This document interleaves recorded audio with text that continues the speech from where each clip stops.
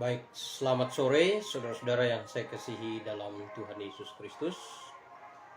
Sore hari ini kita akan bersama-sama belajar pelajaran soteriologi, dan ini adalah episode kita yang ketiga, soteriologi. Saudara-saudara yang saya kasihi dalam Tuhan Yesus Kristus, yang lalu kita sudah mengupas mengenai kepastian keselamatan di dalam Yesus Kristus.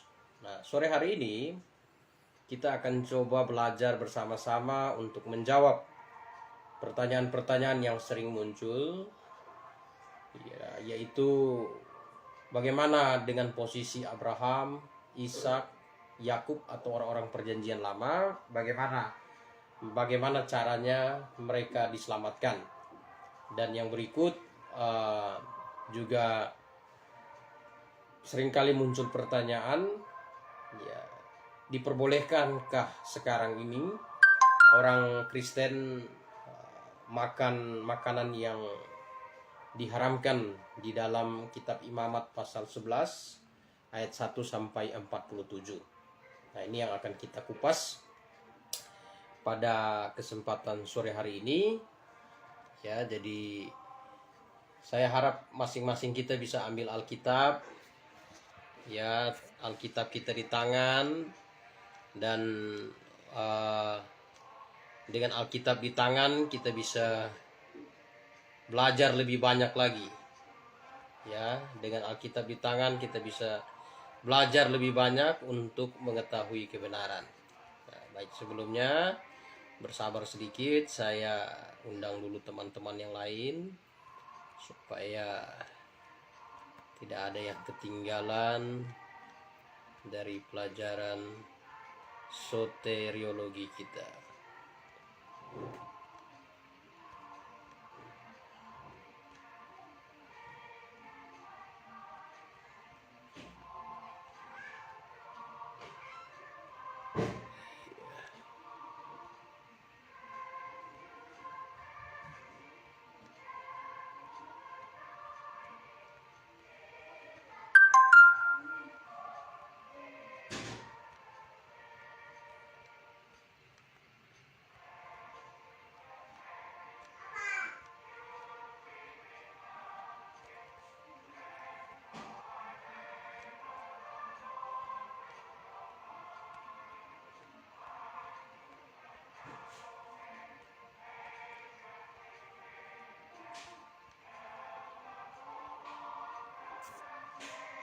Baik, mari kita tundukkan kepala.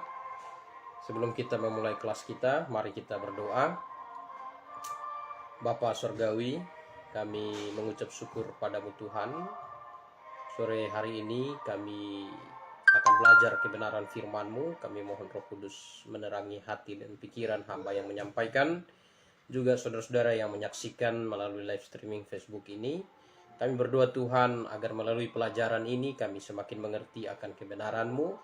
Biarlah lewat pengertian yang kami miliki, kami sungguh menanamkan dalam hidup kami, menerima Engkau dengan segenap hati, kami diselamatkan, dan juga kami berbagi berita keselamatan kepada orang-orang yang hari ini masih hidup di dalam kegelapan, yang belum diselamatkan, yang hari ini belum hidup di dalam kebenaran-Mu Tuhan. Engkau menolong kami, pakai hamba dan semua kami yang mendengar, pimpin kami. Dalam nama Tuhan Yesus, Juru Selamat kami yang hidup, kami berdoa, kami bersyukur kepada-Mu Tuhan.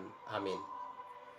Nah, saudara-saudara yang saya kasih dalam Tuhan Yesus Kristus, untuk melandasi pelajaran soteriologi kita sore hari ini, kita akan melihat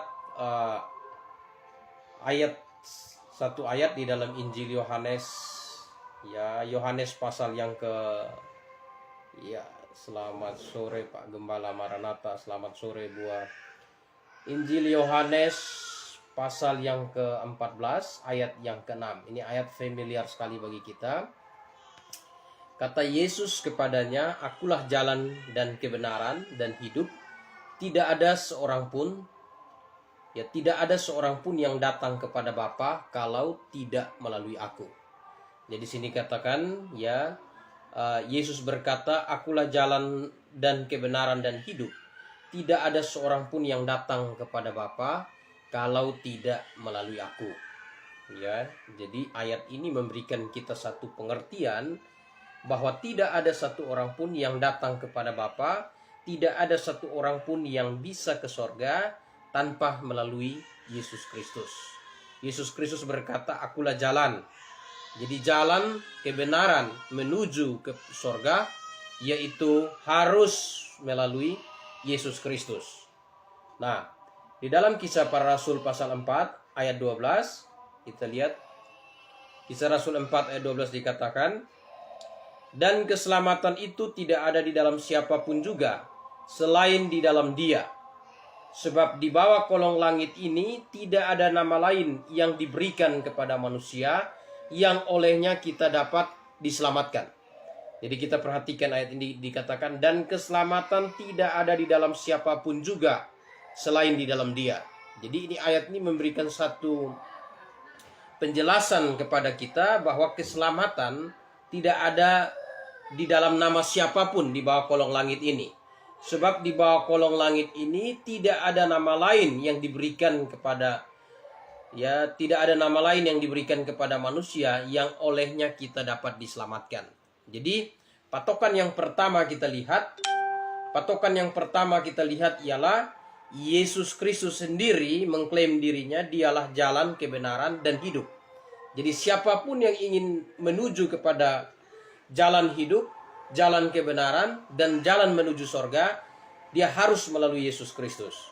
Dan Alkitab berkata juga di dalam Kisah Para Rasul pasal yang ke-4 ayat 12 ini, bahwa di bawah kolong langit ini tidak ada nama lain yang olehnya manusia diselamatkan. Artinya dari ayat ini kita mendapatkan pengertian dan satu penjelasan bahwa tidak ada nama lain yang olehnya manusia dapat diselamatkan selain daripada nama Yesus. Lalu muncul pertanyaannya.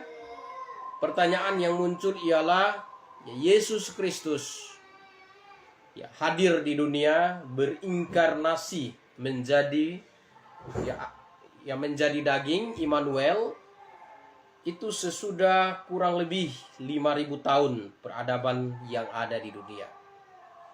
Kurang lebih 5.000 tahun. Nah, akan muncul pertanyaan, bagaimana dengan orang-orang yang hidup sebelum Yesus Kristus disalibkan di atas kayu salib? Artinya kalau kita baca di dalam kitab Perjanjian Lama, di situ bisa dikatakan orang-orang di Perjanjian Lama tidak mengenal siapa itu Yesus Kristus. Siapa itu Yesus Kristus? Tetapi janji tentang juru selamat, sudah disampaikan. Nah, yang menjadi pertanyaan akan muncul, lalu bagaimana dengan orang-orang Perjanjian Lama? Bagaimana mereka diselamatkan dengan apa? Dan siapa yang menyelamatkan? Karena kalau kita lihat, kalau kita perhatikan dari perkataan Tuhan Yesus dari 2 ayat yang tadi kita baca, Yohanes 14 ayat yang ke-6, Tuhan Yesus menyatakan bahwa dialah jalan, kebenaran, dan hidup. Jalan dan kebenaran dan hidup. Tidak seorang pun yang datang kepada Bapa atau tidak seorang pun yang masuk surga kalau tidak melalui Yesus Kristus. Kemudian kesaksian para rasul-rasul berkata bahwa di bawah kolong langit ini tidak ada nama lain yang olehnya manusia diselamatkan. Artinya di bawah kolong langit hanya oleh nama Yesus manusia dapat diselamatkan. Nah, akan muncul pertanyaan, bagaimana dengan orang-orang yang hidup di Perjanjian Lama? Karena di bawah kolong langit berarti semua orang, termasuk orang-orang yang hidup di masa Perjanjian Lama, yang hidup sebelum kematian Yesus di atas kayu salib. Nah, bagaimana dengan mereka? Bagaimana dengan mereka? Bagaimana dengan posisi orang-orang beriman di Perjanjian Lama seperti Abraham, Nuh?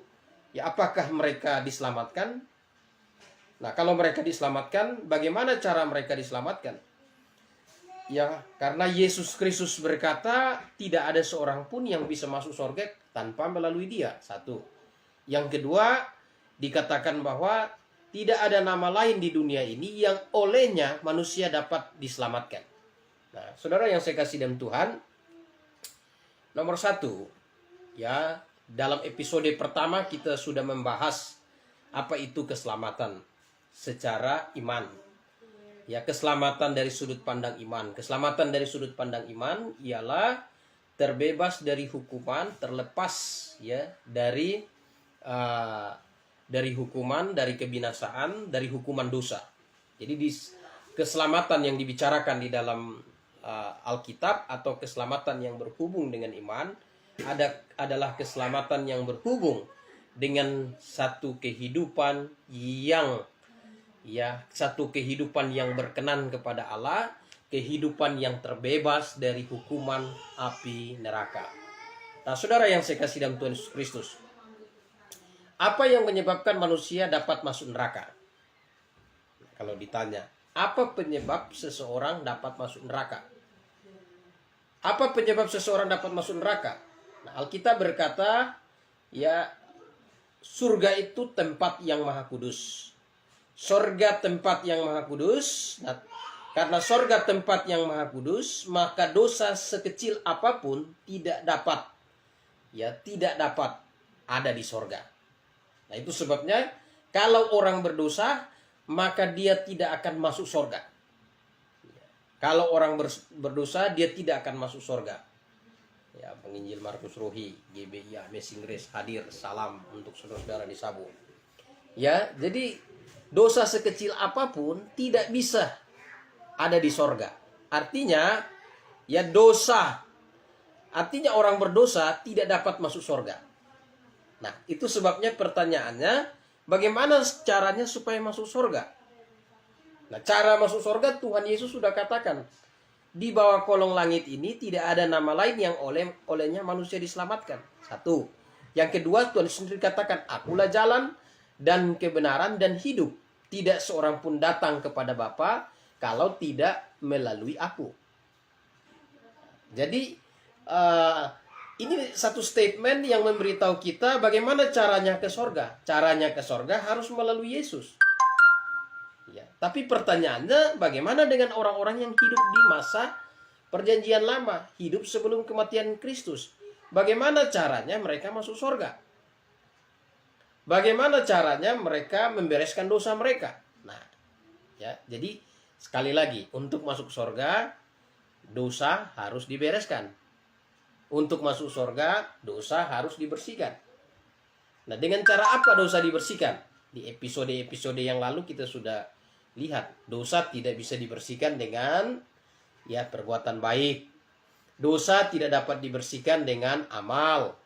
Dosa tidak dapat dibersihkan dengan ibadah, kesalehan. Nah, kalau ada yang bertanya, ya nanti lihat di episode yang sebelumnya. Episode yang lalu kita sudah bahas itu. Nah, lalu bagaimana cara penyelesaian dosa agar seseorang bisa diselamatkan? Nah, kita lihat ya, janji tentang penyelamatan. Sesudah manusia jatuh dalam dosa, Allah berjanji akan kirim juru selamat.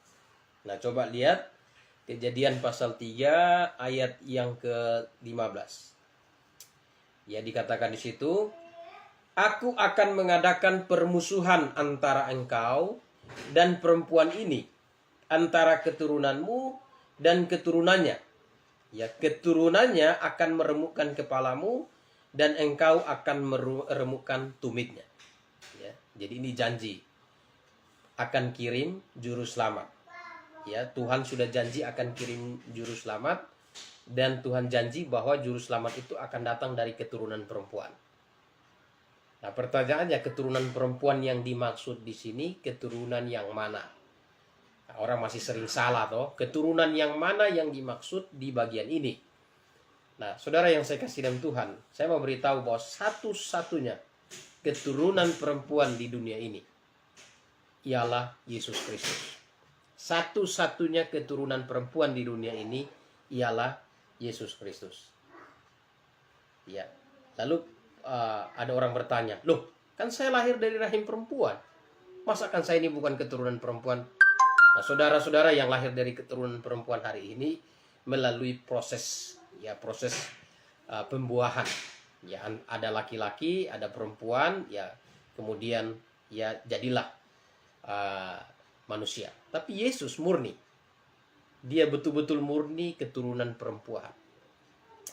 Dilahirkan dari rahim seorang perempuan yang perawan, dilahirkan dari rahim seorang perempuan yang suci. Ya, dia bukan keturunan ya laki-laki, dia bukan benihnya bukan benih dari benih laki-laki, tetapi Yesus Kristus lahir dari keturunan perempuan. Nah, itu sebabnya ya kalau kita lihat janji ini ya keturunan perempuan yang mana yang dimaksud, jelas Yesus Kristus. Karena tidak ada keturunan perempuan, ya, tidak ada keturunan perempuan di dunia ini selain dari Yesus Kristus. Memang ada mitologi yang mengklaim bahwa ada yang lahir dari telur, ya, ada perempuan yang punya telur, lalu dari telur itu menetas, lahirlah ya dewa ini, dewa itu. Tapi itu semua mitologi. Kenapa disebut mitologi? Karena tidak ada jejak arkeologi dan tidak ada fakta atau data historisnya. Nah, sedangkan mengenai Yesus Kristus, yaitu bukan mitologi, itu suatu fakta sejarah, ya fakta sejarah, dibuktikan dengan data, dibuktikan dengan saksi, dibuktikan dengan bukti-bukti otentik bahwa dia pernah ada, dia pernah hadir di dalam sejarah manusia. Nah, satu-satunya keturunan perempuan, ya janji keturunan perempuan ya diberikan ketika manusia jatuh dalam dosa. Allah sudah berjanji akan mengirim juru selamat. Allah berjanji akan mengirim juru selamat ya untuk menyelesaikan dosa manusia. Nah, jadi janji akan kirim juru selamat, harusnya orang langsung terbuka pikirannya. Kalau kirim juru selamat, itu artinya apa? Itu artinya manusia tidak bisa menyelamatkan dirinya. Ya, manusia tidak dapat menyelamatkan dirinya. Kalau manusia dapat menyelamatkan dirinya, tidak perlu Allah berjanji akan kirim juru selamat. Dalam Kejadian pasal 3 ayat 15 ini. Ya. Nah, ini yang seringkali orang ketika membaca Alkitab, orang kebingungan. Ya, imannya kontradiksi. Kontradiksinya gini. Saya ini mau selamat. Tanya, bagaimana caranya? Harus rajin berbuat baik, harus rajin beramal, harus rajin beribadah. Nah, kalau orang rajin beramal, rajin beribadah, ya rajin ya hal-hal yang secara manusia mampu melakukan untuk menyelamatkan diri, maka tidak perlu dikirim juru selamat. Tidak perlu dikirim juru selamat. Tapi karena manusia tidak dapat menyelamatkan dirinya, maka Allah janji akan kirim juru selamat. Nah ini, Allah janji akan kirim juru selamat. Nah janji ini diberikan kepada ya Adam dan Hawa. Ya Adam dan Hawa.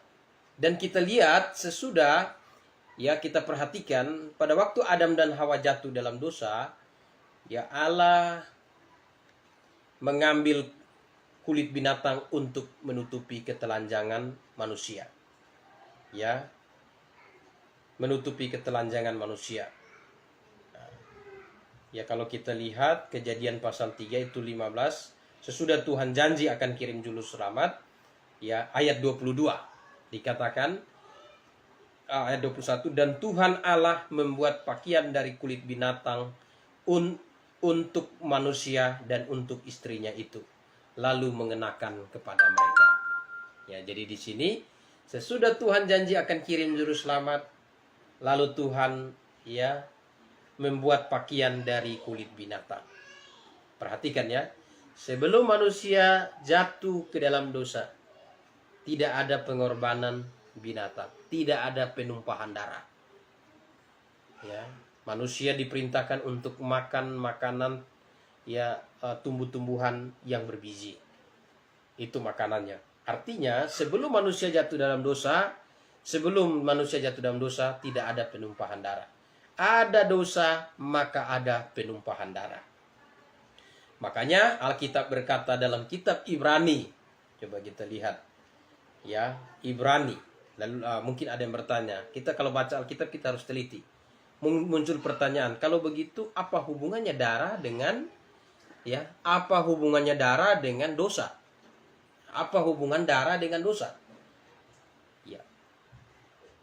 Apa hubungan darah dan dosa? Karena sebelum manusia jatuh dalam dosa tidak ada penumpahan darah. Sesudah manusia jatuh dalam dosa, ya Allah ambil kulit binatang untuk menutupi ketelanjangan manusia. Artinya sesudah manusia jatuh dalam dosa ada penumpahan darah. Lalu kan muncul pertanyaan, lalu apa hubungannya penumpahan darah dengan dosa? Apa hubungan penumpahan darah dengan dosa? Nah, coba kita lihat kitab Ibrani. Apa hubungan penumpahan darah dengan dosa? Coba kita lihat Ibrani pasal 9 ayat 22. Ibrani pasal 9 ayat 22. Nah, coba dilihat. Ya, dan hampir segala sesuatu disucikan menurut hukum Taurat dengan darah. Dan tanpa penumpahan darah tidak ada pengampunan. Ya, tanpa penumpahan darah tidak ada pengampunan. Nah, ini harus dipahami. Ya, tanpa penumpahan darah tidak ada pengampunan. Nah, muncullah pertanyaan, apakah kontradiksi dengan Matius pasal yang ke-6 ayat 12. Kalau di Ibrani bilang tanpa penumpahan darah tidak ada pengampunan. Ya, Matius 6 ayat 12 katakan, dan ampunilah kami akan kesalahan kami seperti kami juga mengampuni orang yang bersalah kepada kami. Di Matius 6 ayat 12 bilang, ya, Tuhan minta ampun sama Tuhan sesuai dengan pengampunan yang diberikan kepada orang lain. Berarti kalau kita lihat ini, banyak orang salah memahami ayat ini, memahami dengan salah. Dia punya pemahaman bahwa syarat dia diampuni Tuhan, dia harus ampuni orang lain. Ya, ini banyak orang salah paham ayat ini. Karena ternyata tidak demikian. Karena Ibrani katakan tanpa penumpahan darah tidak ada pengampunan. Jadi syarat pengampunan yang Allah berikan agar dosa manusia diampuni harus melalui penumpahan darah. Ya, harus melalui penumpahan darah. Lalu apa maksud dari ayat ini? Ya, apa maksud dari ayat ini? Sebenarnya ayat ini punya maksud, ini hubungannya dengan orang-orang yang sudah diselamatkan. Ini sebelum Kristus mati. Ini janji sebelum Kristus mati, pada waktu itu ibadah simbolik. Jadi ibadah simbolik ini, ayat ini dikhususkan kepada orang-orang Yahudi. Ya, orang-orang Yahudi, artinya yang menjadi umat kepunyaan Allah. Ya, tiap tahun mereka 1 tahun sekali itu ada hari raya pendamaian, hari raya Yom Kippur, untuk minta pengampunan dosa secara bangsa, ya, kepada Allah. Dan ayat ini sebenarnya berbicara orang yang sudah, ya, menjadi umat Tuhan, wajib bagi dia untuk mengamalkan pengampunan dalam hidupnya, membuktikan bahwa Tuhan itu hidup dalam dirinya. Bukan syarat untuk diampuni dosa. Dia diampuni dosa dulu, sesudah itu baru dia mengamalkan pengampunan. Nah, jadi syarat untuk diampuni dosa harus melalui penumpahan darah. Nah, ini ingat baik-baik.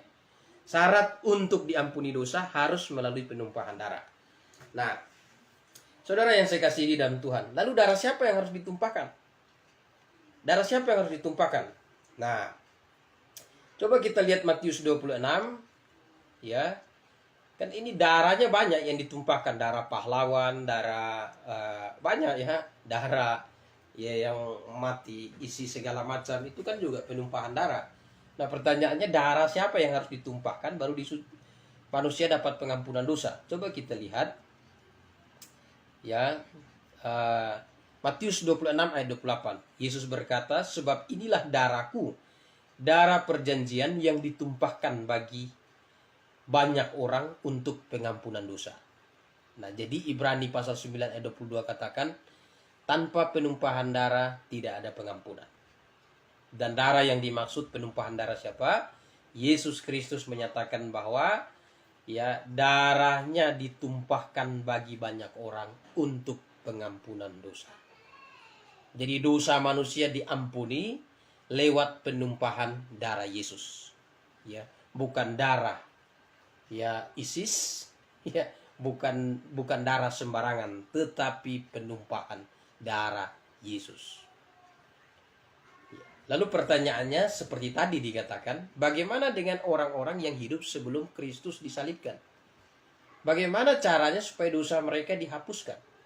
Nah, saudara yang saya kasih dalam Tuhan, tadi kita sudah baca kitab Kejadian pasal 3 ayat 15. Tuhan janji akan kirim juru selamat. Ya, akan kirim juru selamat yang akan menyelamatkan manusia dari dosa. Dan Tuhan berjanji bahwa kepada manusia, dosa manusia hanya dapat diselesaikan, ya, melalui penumpahan darah. Karena tanpa penumpahan darah tidak ada pengampunan. Dan darah yang harus ditumpahkan adalah darah Yesus Kristus. Darah yang harus ditumpahkan itu darah Yesus Kristus. Sedangkan darah Yesus Kristus ditumpahkan di atas kayu salib itu 5.000 tahun sesudah peradaban berjalan.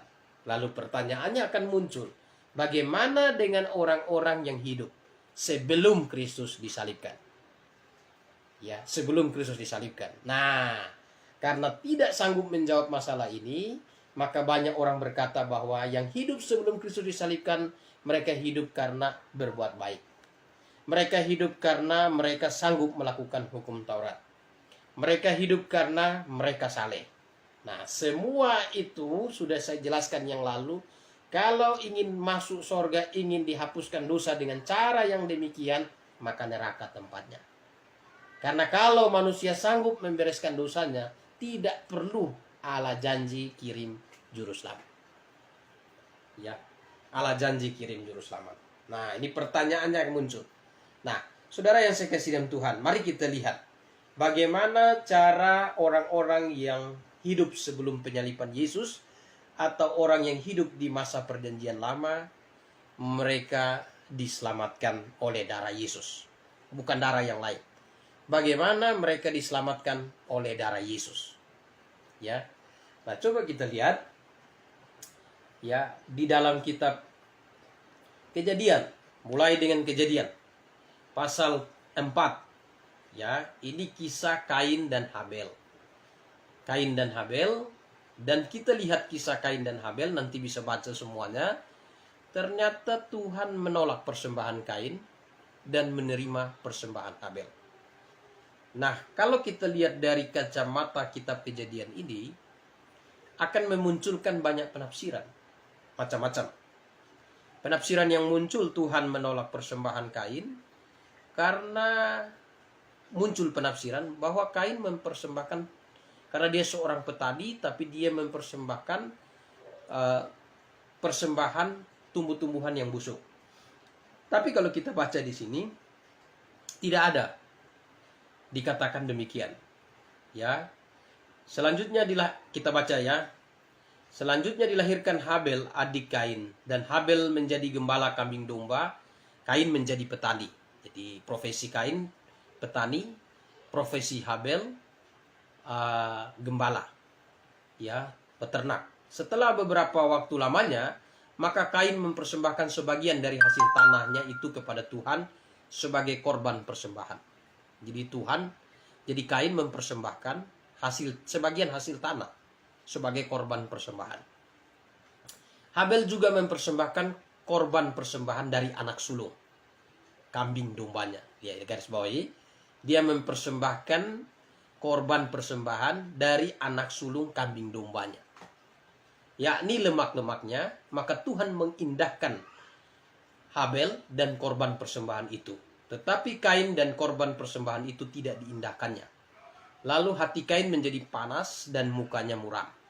Nah, perhatikan. Tidak dikatakan di sini Kain mempersembahkan tumbuhan yang busuk. Ya, bahkan di sini sebagian dari hasil pertaniannya dia korbankan. Sedangkan Habel dia persembahkan, ya, persembahannya dia ambil anak sulung kambing dombanya. Kalau Kain sebagian dari hasil usahanya, Habel ya anak sulung dari hasil kambing dombanya. Tapi dari kedua korban persembahan itu, yang diterima Tuhan Habel. Lalu pertanyaannya, mengapa korban Kain ditolak Tuhan? Nah, ya, hal ini nanti kita ketahui dari surat Yudas, ya, dikatakan Kain itu tidak taat. Ya, Kain tidak taat. Nah, coba kita buka Alkitab kita. Ya, kita buka Alkitab kita. Nah, kita perhatikan ya mengenai Kain. Ya, Yudas. Celakalah Yudas. Yudas cuma satu pasal ayat 11. Celakalah mereka karena mereka mengikuti jalan yang ditempuh Kain, dan karena mereka oleh sebab upah menceburkan diri ke dalam kesesatan Bileam, dan mereka binasa karena kedurhakaan seperti Korah. Ya, Kain ya, dikatakan di sini mengikuti jalan Kain. Bukan seperti Kain yang berasal dari si jahat yang membunuh adiknya. Ya, Kain berasal dari si jahat. Nah, lalu kita lihat dari narasi Kain, tidak terlihat di situ Kain mempersembahkan tumbuh-tumbuhan yang busuk. Ya, Kain mempersembahkan sebagian dari hasilnya. Tapi pertanyaannya muncul, mengapa korban Kain ditolak Tuhan? Sedangkan korban Habel diterima Tuhan. Nah, jawabannya jelas, tapi banyak orang Kristen karena tidak mempelajari Alkitab, tidak bisa memberi jawaban yang pas. Bahkan guru-guru sekolah minggu mengajarkan mendoktrinisasi anak-anak sekolah minggu. Oh, Kain itu berikan tumbuh-tumbuhan yang busuk-busuk, ya. Bahkan sampai ada yang bilang, oh kalau ke sekolah minggu itu kalau kasih persembahan jangan uang yang sobek-sobek. Ya, sebenarnya bukan masalah uangnya sobek, nilainya, iya kan. Ya macam-macam lah pokoknya, ya. Nah, itu sebabnya kita orang Kristen harus mengerti sehingga tidak sembarangan kita membuat penafsiran terhadap peristiwa itu, menambahkan hal-hal yang sebenarnya tidak ada dalam peristiwa itu. Nah, jawabannya ialah persembahan Kain ditolak Tuhan karena yang Tuhan minta persembahannya, korbannya itu ialah korban domba yang ada penumpahan darah. Mungkin ada yang bertanya, oh ini kan tidak diajarkan. Kain sebelumnya tidak tahu, tidak dicatat Alkitab. Tapi dari indikasi Tuhan membuat pakaian dari kulit binatang pada waktu Adam dan Hawa jatuh. Setelah janji itu diucapkan, ya Tuhan ambil kulit binatang, menutupi ketelanjangan Adam dan Hawa, membuktikan bahwa janji korban yang Tuhan inginkan itu korban penumpahan darah. Penumpahan darah. Jadi di perjanjian lama, sebelum Kristus disalibkan di atas kayu salib, darah Kristus sudah dicurahkan. Tetapi darah Kristus yang dicurahkan itu masih simbol. Ya, disimbolkan dengan apa? Pencurahan darah domba. Jadi orang-orang di perjanjian lama, bagaimana mereka masuk surga? Mereka percaya kepada juru selamat yang akan datang. Percaya kepada juru selamat yang akan datang menyelesaikan dosa mereka. Bagaimana caranya? Bukti mereka percaya. Mereka ambil seekor domba, kemudian mereka mengaku dosa mereka, domba itu dikorbankan, dan domba yang dikorbankan, darah yang dicurahkan, darah domba yang dicurahkan itu dipercikan di atas mezbah, dan darah itulah simbol, ya, simbol dari penumpahan darah Yesus Kristus. Ya, simbol dari penumpahan darah Yesus Kristus. Nah, saudara-saudara yang saya kasih dalam Tuhan, nah itu sebabnya persembahan Kain ditolak Tuhan. Persembahan Kain ditolak Tuhan karena Kain mempersembahkan walaupun sebagian dari hasil usahanya. Dia mempersembahkan sesuatu, ya, sesuatu yang tidak sesuai dengan apa yang Tuhan inginkan. Makanya saudara, ini Kain ini gambaran banyak orang yang ingin masuk surga dengan perbuatan baik, usaha, dengan segala macam amal ibadah dan segala macam pengorbanannya sudah dilakukan. Ya, Kain sudah berkorban, ya, setengah dari hasil usahanya dia korbankan kepada Tuhan, tapi Tuhan tidak menerimanya. Karena Tuhan mau sesuatu yang, ya, berhubungan dengan apa yang Tuhan inginkan, Tuhan janjikan. Kain berusaha untuk, ya, berkenan kepada Tuhan dengan usaha dia. Tetapi Habel walaupun seekor anak domba yang sulung, ya, dia melakukan walaupun seekor loh, tapi dia melakukan sesuai dengan kehendak Tuhan. Maka Alkitab katakan Habel itu orang beriman. Sedangkan Kain dikatakan, ya, dia bukan orang yang beriman, jalan orang jahat. Nah, ya. Jadi ini gambaran Kain. Kain ini gambaran hari ini bisa saya katakan gambaran orang yang mau masuk surga dengan cara, ya, oh dia berusaha berbuat baik, dia berusaha berbuat baik untuk dosanya dihapuskan, dia berusaha untuk beramal supaya dosanya dihapuskan, dia berusaha untuk rajin ke gereja supaya dosanya dihapuskan, dia berusaha untuk ya rajin melayani supaya dosanya dihapuskan, dia berusaha dengan usahanya sendiri. Nah, orang yang usaha seperti itu tidak akan masuk surga. Atau dengan baptisan, dia dibaptis supaya masuk surga, tidak akan masuk surga. Seperti Kain, persembahannya ditolak Tuhan. Ya, kita bisa lihat di situ Kejadian 4 ayat 3. Setelah beberapa waktu lamanya, maka Kain mempersembahkan sebagian dari hasil tanahnya kepada Tuhan. Sebagian loh. Ya, persembahan sebagian. Jadi kalau dapatnya hasilnya, ya, 1000 kilo, maka 500 kilo untuk Tuhan, 500 kilo untuk dia. Ya, sebagiannya. Atau kalau gajinya misalnya 10 juta, 5 juta untuk Tuhan, 5 juta untuk dia. Tapi Tuhan tolak. Ya, Tuhan tolak. Mengapa? Karena ternyata Kain tidak mengikuti maunya Tuhan. Karena Tuhan mau harus korban, ya ada penumpahan darah. Nah, ini saya kasih tahu juga. Mungkin ada yang berpikir, oh saya sudah nyumbang gereja banyak nih. Saya sudah bangun gereja di mana-mana. Ya, oh saya dukung hamba Tuhan melayani di mana-mana. Sebagian dari harta saya sudah saya, ya setiap bulan dari penghasilan saya sisihkan untuk menyumbang kiri kanan. Nyumbang pembangunan gereja, nyumbang pengutusan para penginjil dan segala macam. Jangan berpikir bahwa dengan itu semua maka masuk surga. Tidak. Tidak. Ini Kain ini sebagian dari hasil usahanya. Tidak bisa buat dia masuk surga. Karena Kain melakukan sesuatu ya menurut keinginan dia. Dia ingin berkenan kepada Tuhan menurut kemampuan dan pikiran dia, usaha dia. Tetapi yang Tuhan mau ialah harus ikut yang Tuhan mau supaya Tuhan kasih anugerah. Kain, Habel ikut yang Tuhan mau.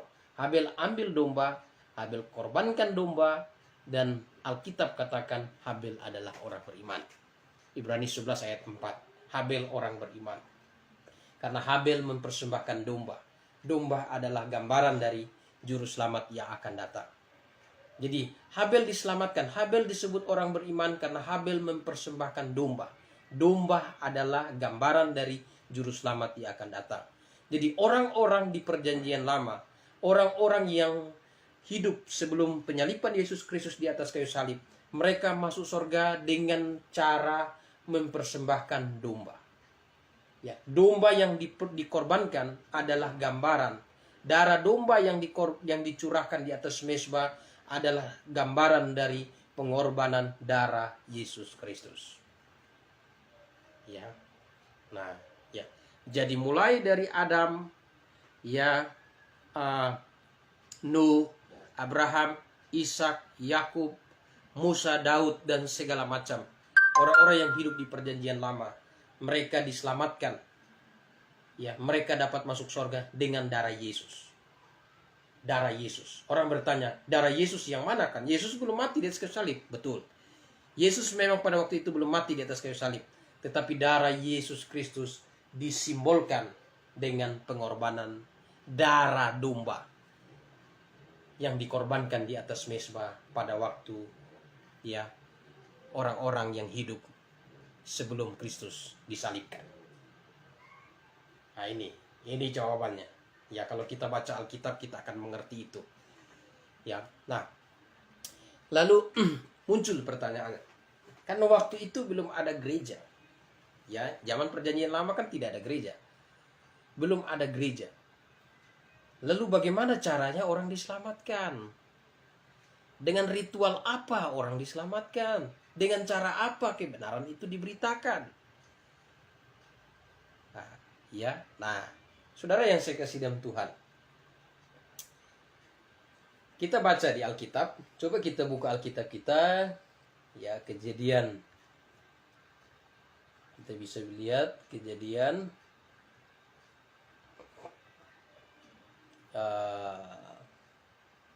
Ya.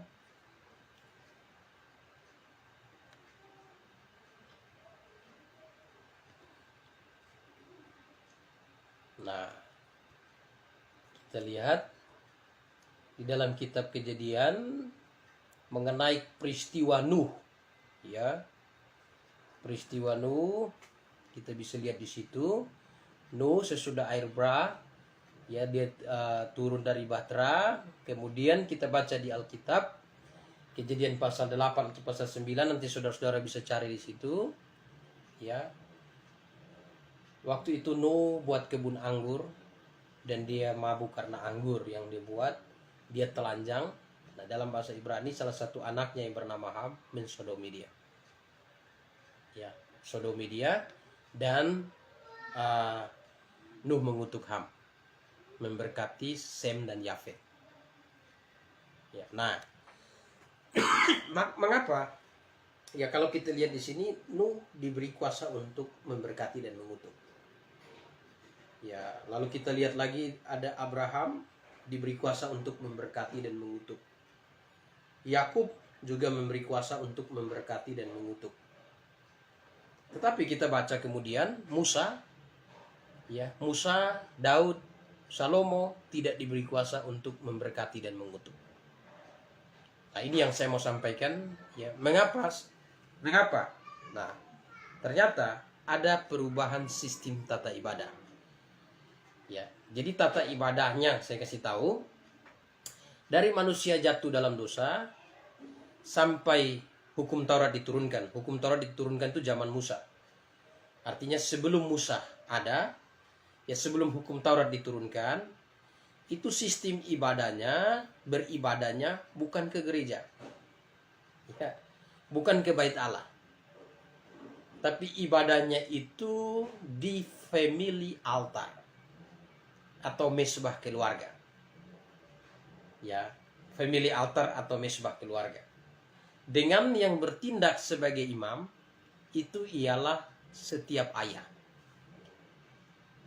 ya, ayah sebagai imam. Nah, ini harus dipahami, ya. Hari ini ada orang bilang, oh, family altar, ada mesbah keluarga. Mesbah, di mana mesbahnya? Di mana korbannya?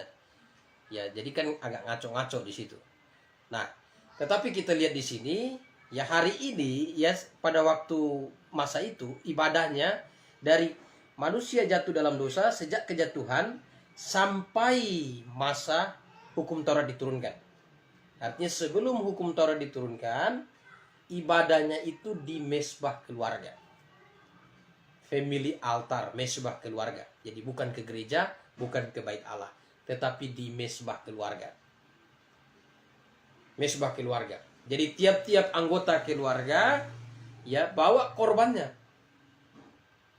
Korbannya, kemudian ayahnya, setiap ayah dari tiap keluarga, ya, di tiap-tiap mesbah keluarga yang mempersembahkan korban, bertindak sebagai imam untuk memberkati dan juga untuk mengutuk.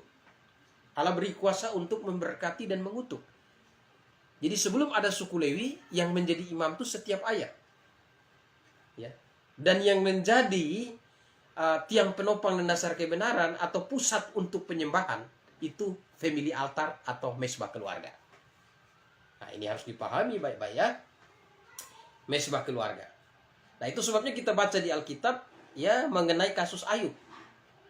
Ayub itu kan, ya, dia bukan suku Lewi, tetapi kenapa Ayub bertindak sebagai imam? Karena Ayub hidup pada masa keimamatan ayah. Pada masa keimamatan ayah, dan yang menjadi penopang kebenaran, ya, yang menjadi pusat ibadah itu family altar atau mesbah keluarga. Nah, itu, ya. Jadi di masa itu orang yang ingin masuk surga, dia bawa korbannya ke mesbah keluarga, dan bawah di mesbah keluarga situ ada ayahnya. Ayahnya bertindak sebagai imam, ayahnya korbankan, ya, ayahnya korbankan domba. Nah, itu. Jadi sistem tata ibadahnya seperti itu. Itu dari kejatuhan manusia sampai hukum Taurat diturunkan. Artinya sebelum ada hukum Taurat, ibadahnya modelnya begitu. Ibadahnya itu family altar. Nah, dari hukum Taurat diturunkan sampai Yohanes tampil. Dari hukum Taurat diturunkan sampai Yohanes tampil, ibadahnya diubah oleh Allah. Allah tidak pakai lagi mesbah keluarga. Allah tidak pakai lagi mesbah keluarga sebagai penopang kebenaran. Tetapi mesbah keluarga itu diubah Allah, ya, yang menjadi tiang penopang dan dasar kebenaran itu bangsa Israel, dan di Israel itu tempat ibadahnya itu ada kemah suci atau bait Allah. Ya, jadi dari hukum Taurat diturunkan sampai Yohanes Pembaptis tampil, orang yang mau beribadah, ya, dia itu harus datang ke, ya, Israel, tepatnya di Yerusalem, tepatnya di bait Allah atau di kemah suci untuk beribadah kepada Allah. Bukan di gereja. Pada masa itu, bukan di, ya, bukan di mesbah keluarga lagi. Nah, kalau sudah masuk di zaman, ya, di zaman hukum Taurat, dari hukum Taurat turun sampai Yohanes tampil, ada orang berani mengubah tempat ibadah, dari tempat yang Tuhan tetapkan, yaitu di bait Allah, diubah dengan mengubah mesbah keluarga, Tuhan marah. Tuhan marah. Contohnya itu Yerobeam. Dia ubah. Dia ubah dengan pola yang lama, yang sudah tidak dipakai Tuhan. Pola yang sudah direvisi oleh Allah. Dia ubah itu. Tuhan marah dengan Yerobeam. Karena Tuhan mau saat itu orang datang, ya, pusatnya itu di bait Allah. Nah, setiap orang yang ingin masuk surga, dia bawa korban domba. Ya, dia bawa korban domba kepada imam. Dan imam pada masa, ya, hukum Taurat diturunkan sampai Yohanes tampil, itu imamnya bukan ayah lagi, tetapi imamnya itu suku Lewi. Dari keluarga Harun, imam besar. Semua suku Lewi, satu suku itu dipilih menjadi suku imam, dan keluarga Harun dikhususkan sebagai, ya, imam besar. Nah itu, ya. Jadi dia bawa dombanya kepada dia. Kalau mau beribadah, dia pergi ke Yerusalem, bawa dombanya. Kalau mau beribadah, dia bawa dombanya ke Yerusalem. Kalau dia mau beribadah, dia mau ingin dosanya dihapuskan, ya, dia pergi kepada imam di bait Allah. Kemudian imam itu ambil dombanya, imam itu korbankan dombanya, dan dia mengaku dosa, imam korbankan dombanya, dan secara simbolik pemercikan darah domba yang dikorbankan itu secara simbolik menyucikan dosanya. Dan domba yang dikorbankan itu simboliknya, ya, secara simbolik itulah pengorbanan darah Yesus Kristus. Nah, itu sebabnya caranya diselamatkan. Nah, tadi ingat ya, dari mesbah keluarga, ibadah pertama, ya, keimamatan ayah, dari kejatuhan sampai hukum Taurat diturunkan. Artinya sebelum hukum Taurat turun. Nah, sesudah hukum Taurat turun sampai Yohanes tampil, ibadahnya itu ke bait Allah yang ada di Yerusalem. Ibadahnya, ya. Ibadahnya itu pusatnya itu bangsa Israel. Dari kemah suci, dari perjalanan keluar dari Mesir menuju tanah Kanaan, kemah suci, ya, sampai pada zaman Salomo. Ada bait Allah. Dan sejak itu orang yang mau menyembah Tuhan datang ke situ. Ya, dan Tuhan kasih aturan, karena ini sudah bangsa, Tuhan kasih aturan. Kalau sebelumnya yang jadi contoh teladan itu adalah ayah, maka, ya, pada masa keimamatan suku Lewi yang menjadi contoh teladan itu bangsa Israel. Karena ini bangsa banyak orang, Tuhan kasih aturan mainnya. Aturan mainnya yaitu Tuhan sendiri menjadi raja untuk bangsa Israel, teokrasi. Lalu Tuhan kasih aturannya, undang-undang, ya, kehidupan bangsa Israel, yaitu hukum Taurat. Di dalam hukum Taurat, ya, kemudian di dalam hukum Taurat, ya, oleh para imam dibagi, ya, hukum sipil, hukum moral, dan hukum upacara. Hukum, karena pada waktu itu teokrasi, Allah sendiri menjadi raja untuk Israel. Allah sendiri menjadi raja untuk Israel. Kemudian semua aturan digabung, baik itu aturan sipil, aturan sosial, maupun aturan iman, aturan iman. Jadi yang melanggar aturan iman melanggar, ya, melanggar aturan sipil, melanggar aturan sosial. Yang melanggar aturan sosial, melanggar aturan sipil, melanggar aturan iman. Nah itu, Tuhan sendiri bikin itu. Jadi digabung itu. Ya, makanya akhirnya banyak sekali orang-orang Israel tidak dapat memahami mana yang menjadi prioritas atau esensi dari kebenaran yang menyelamatkan. Mereka menggeser itu dengan aturan-aturan sipil dan sosial. Padahal pusat keselamatan itu ada pada janji, ya, akan kirim juru selamat yang disimbolkan dengan pengorbanan darah domba. Makanya pada waktu bangsa Israel itu ada hukum Taurat. Hukum Taurat itu diklasifikasikan hukum moral, hukum sipil, dan hukum upacara. Ya, nah, hukum Taurat diklasifikasikan. Jadi hukum Taurat itu dirangkum. Makanya kalau melanggar hukum sipil pada waktu itu, sama artinya melanggar hukum upacara, sama artinya melanggar hukum moral. Kalau melanggar hukum moral pada waktu itu, sama artinya melanggar hukum sipil, sama artinya melanggar hukum upacara. Melanggar hukum sipil sama artinya melanggar hukum moral, sama artinya melanggar hukum upacara. Ya, seperti peristiwa Akan. Akan itu melanggar hukum moral. Tuhan perintahkan pergi berperang, tidak boleh ambil apapun, akan pulang ambil barang-barang berharga, sembunyikan. Akhirnya karena pelanggaran itu menyebabkan Tuhan marah dengan bangsa Israel.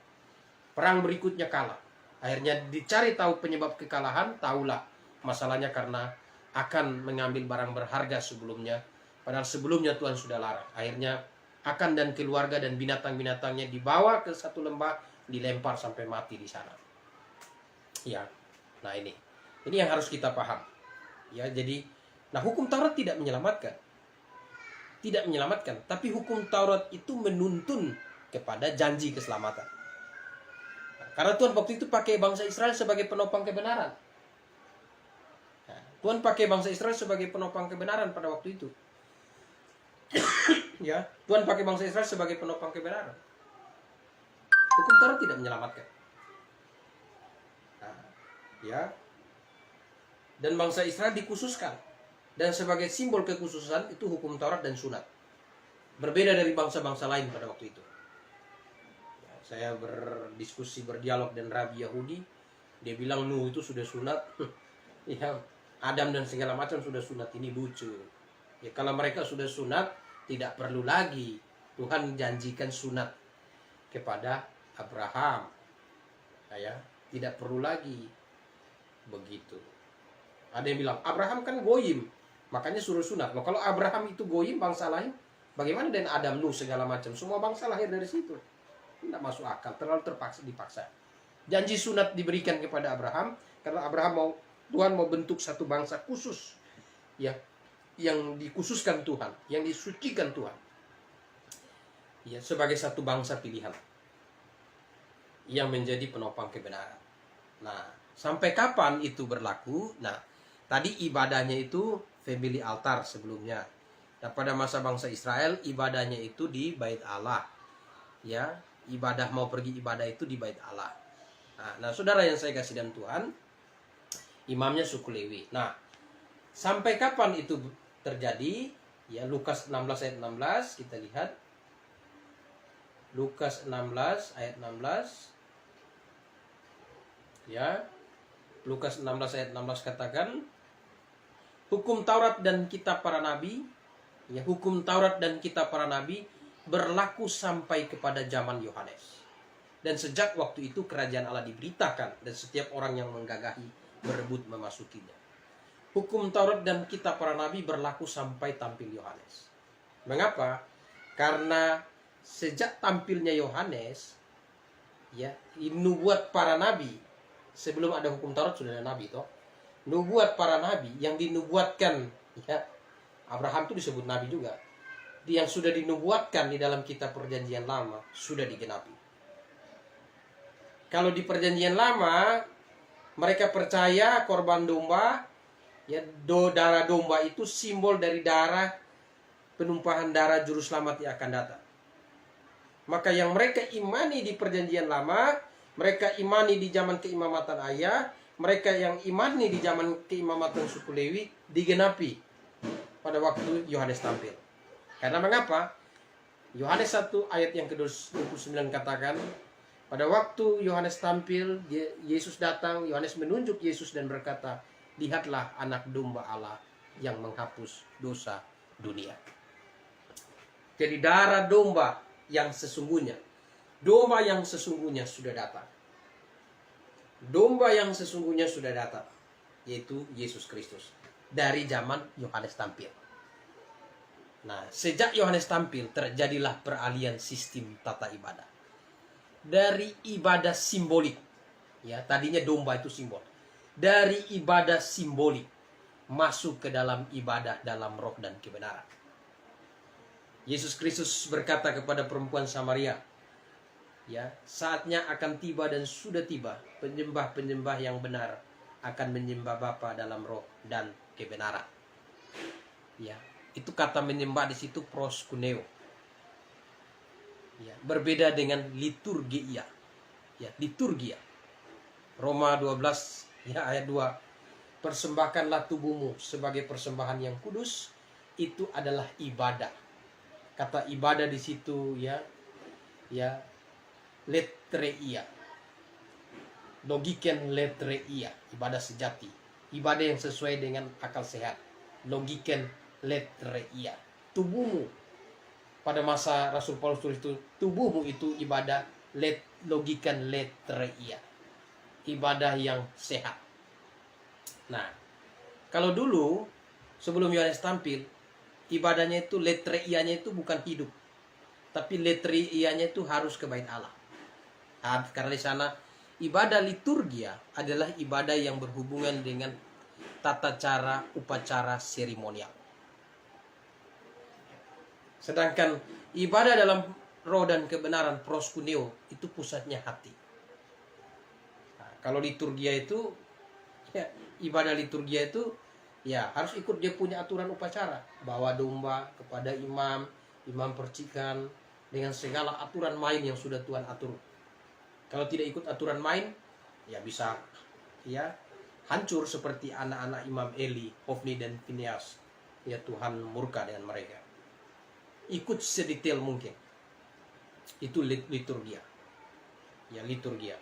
Nah, sedangkan kita sekarang bukan liturgia lagi, tapi kita ibadah dalam roh dan kebenaran, yaitu proskuneo. Liturgia kita sekarang adalah hidup kita. Hidup kita. Kalau dulu liturgia itu di bait Allah, maka sekarang liturgia itu hidup kita. Makanya di dalam Korintus 1 Korintus 6 ayat yang ke-19-20, Rasul Paulus dikatakan ya, tubuhmu adalah bait roh Allah. Ya, tubuhmu adalah bait roh Allah. Jadi kita memelihara tubuh kita, jiwa, roh dan tubuh kita. Kalau kita hidup berkenan kepada Tuhan, korban persembahan kita kepada Tuhan, maka itulah ibadah kita saat ini. Tata caranya. Nah, itu beda. Ya. Jadi sejak Yohanes tampil sampai nanti hari pengangkatan. Sampai nanti hari pengangkatan, kita beribadah dalam roh dan kebenaran. Ya, dalam roh dan kebenaran, dan pusatnya nah, ya. Pusat kita berkumpul untuk menyembah Tuhan. Tuhan buat yang namanya jemaat lokal. Jemaat dipakai sebagai tiang penopang dan dasar kebenaran. Ya, tiap-tiap orang sudah lahir baru, ya tubuhnya bait Allah. Tubuh bukan hanya tubuh sebenarnya, tubuh, jiwa dan roh. Hidupmu adalah bait Allah. Tiap-tiap orang. Ya. Nah, tiap-tiap orang, tubuh, jiwa dan roh adalah bait Allah. Nah, sesudah tubuh, jiwa dan roh bait Allah, Tuhan minta untuk datang ke persekutuan, untuk membangun tiang penopang dan dasar kebenaran Tuhan, agar orang-orang yang belum mengenal Tuhan dapat mengenal Tuhan lewat apa? Lewat jemaat. Itu. Dan yang menjadi imam sekarang, karena ibadahnya dalam roh dan kebenaran, berarti korbannya itu dalam roh dan kebenaran. Bukan korbannya bawa kepada imam yang ada di bait Allah atau family altar lagi. Kalau dulu family altar, sesudah family altar bait Allah, maka sekarang ini dalam roh dan kebenaran, berarti langsung imamnya siapa? Yesus Kristus hari ini. Ya, Yesus Kristus. Jadi kita ketemu langsung dengan Yesus dalam roh dan kebenaran. Makanya Alkitab bilang dalam roh dan kebenaran. Nah, jadi gimana? Ya dengan hati, dengan mulut.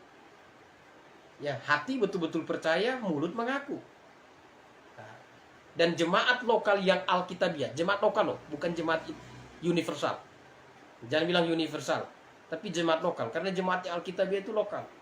Karena Tuhan Yesus berkata, di mana 2-3 orang berkumpul, ya, dengan menyebut namaku, di situ aku ada. Itu lokal, bukan universal, ya, bukan internasional, ya, tapi lokal.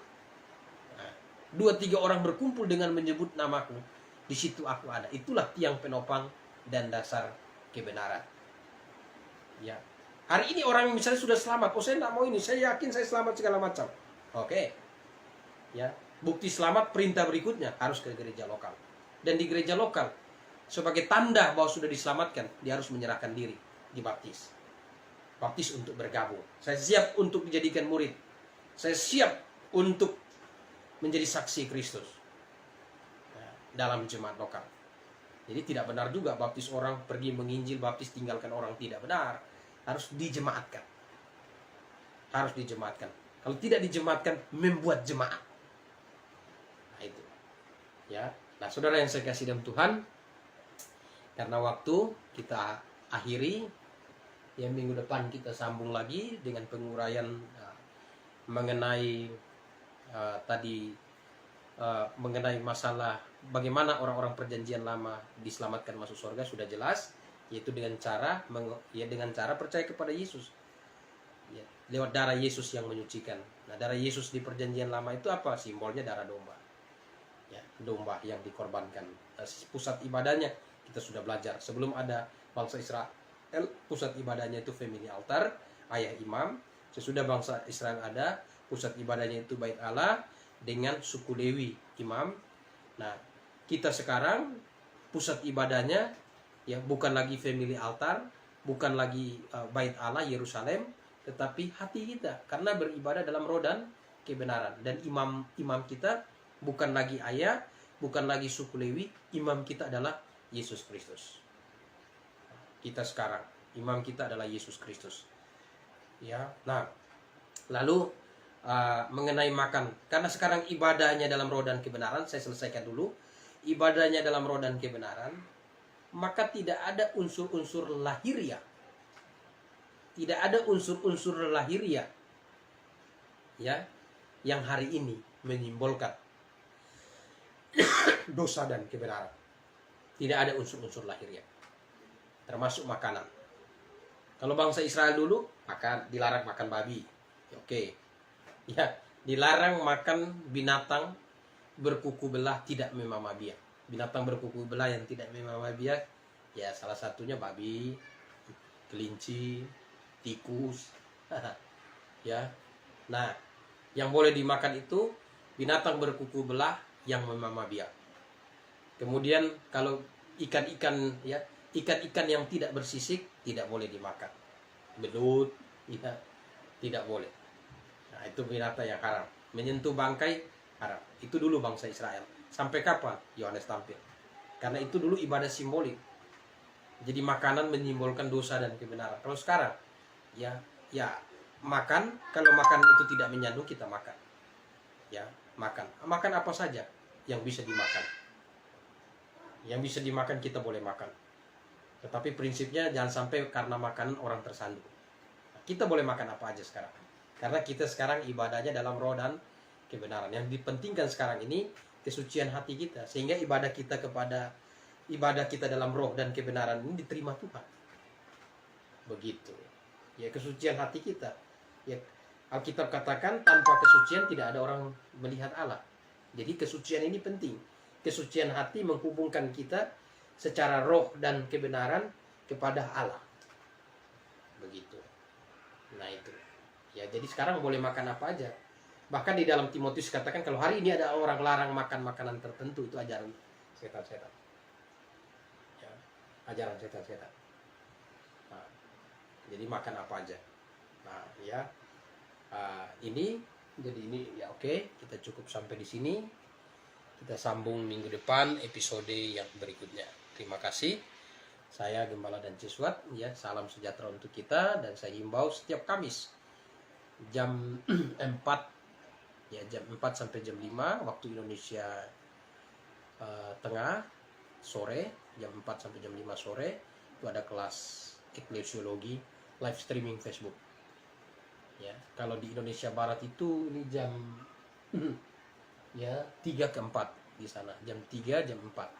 Jadi jam 3 mulai di sana, kita di sini jam 4 Indonesia Tengah. Indonesia Timur ya mulai jam 5 ke 6. Nah, ya. Jadi ini kelas live streaming. Bagi yang diberkati melalui penjelasan saya ini, silakan undang teman-teman supaya minggu depan kita bisa belajar lagi. Kalau ada yang mau bertanya, silakan simpan pertanyaan minggu depan, tulis di kolom. Atau malam ini kalau mau bertanya, silakan tulis di kolom supaya saya baca. Nanti minggu depan saya jawab. Baik, kita akhiri. Mari kita tundukkan kepala, kita berdoa. Bapa Sorgawi, kami mengucap syukur padamu Tuhan. Sore hari ini kami menyelesaikan kelas soteriologi kami. Hamba mohon pimpinan pertolongan yang daripadamu. Hamba sudah menyampaikan berita yang harus hamba sampaikan. Roh Kudus menolong, memberikan penerangan kepada kami semua. hamba yang menyampaikan. Hamba mohon dari hari ke hari Engkau terus menambahkan kepada hamba-Mu pengertian-pengertian yang sungguh-sungguh dapat memberikan penerangan kepada hamba dan semua kami, semakin detail, semakin mudah dipahami oleh para pendengar dari apa yang hamba sampaikan. Berdoa untuk para pendengar juga, Roh Kudus terangi hati dan pikiran sehingga dapat mengerti akan kebenaran-Mu Tuhan. Terima kasih Tuhan untuk waktu kesempatan yang Kau berikan. Di dalam nama Tuhan Yesus kami berdoa, bersyukur kepada-Mu Tuhan. Amin. Maranatha.